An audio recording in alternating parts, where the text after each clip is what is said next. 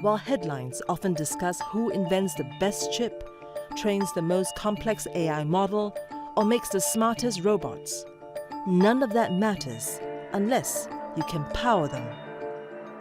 Of course, there are many other determinants of technology races. If the only determinant were the availability and cost of energy, China will be winning that race. China has more robots working in factories than the rest of the world combined. Manufacturing in China is predicted to grow 10% annually till 2028, and with it, its electricity needs. In the next 5 years, China's electricity demand is set to grow annually by 4 to 5%.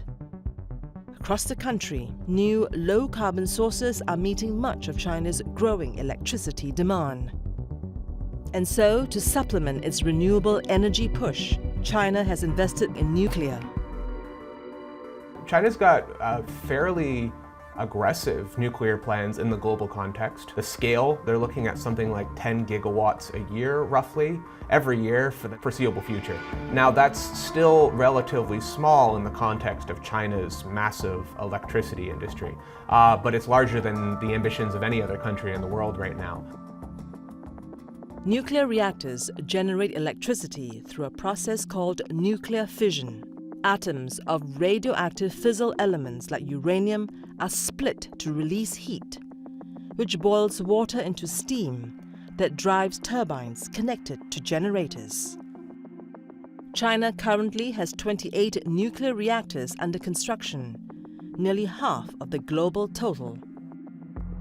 The US is also investing in nuclear technology, committing $80 billion to new nuclear plants. However, progress is slow compared to China. In the past 15 years, we only built 2 such nuclear reactors. So this difference between the number of data centers that are being built and the number of nuclear reactors that we built in the United States should give you an idea what is an energy gap we are facing. By 2030, China is expected to overtake the US as the world's largest producer of nuclear energy. Even more striking, China is almost self-sufficient in this field. There was a very strong push throughout the entire industry, backed by the government, implemented by the major SOEs, and supported by the entire supply chain to indigenize all the different aspects, all the different equipment, all the different technology that go into a nuclear power plant. If we can't make it domestically yet, we need to put a specific research project associated with learning how to do it and developing it so we can push it forward domestically. Nuclear power has an important role in the renewable energy chain. Nuclear reactors do not emit carbon, and their power output can be ramped up or down as needed. Thus, it serves as a reliable supplement for times when renewable power is intermittent. For example, when there's no sun or wind. Nuclear, having even just a bit of nuclear in the mix, helps stabilize everything else. So even if it's only 15% of the generation, that 15% eventually allowed the whole rest of the grid to be more stable while still reaching that zero carbon or low carbon energy mix that you're hoping for. From January to October 2025, China filed over 670 nuclear-related patents, compared to about 320 for the US, which illustrates one more area which gives China the advantage in the electrification race. Heavy investment in research, all at a time when the Trump administration is cutting R&D funding. For example, proposing a 57% cut to the National Science Foundation's budget, which will target clean energy and climate change research. All of China's top science and technology, engineering schools, STEM schools, have massive programs focused on the energy transition, focused on the engineering that is necessary to make this energy transition work. The research and development space inside China is driven by both the universities and the research institutes of all of these major, well-funded, usually state-owned enterprises.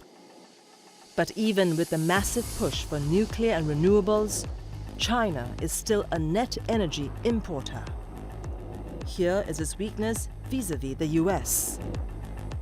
I think from a perspective of energy security, China is still importing a lot of oil. China is also trying to import gas. China is ramping up nuclear really fast, but compared to the amount of coal installed capacity, nuclear capacity is really just a fraction of it. Same as renewable. And so China will continue to have these energy security issues the country needs to address. In the end, what does all this mean for the global tech war? Imagine a fleet of cars is traveling at high speed on the highway, and these cars are self-drive vehicles. If you have a power failure, one of the data centers that is monitoring those vehicles, you're going to have a catastrophic accident on the highway. So this is where the tolerance to power failure will go down to zero, almost zero.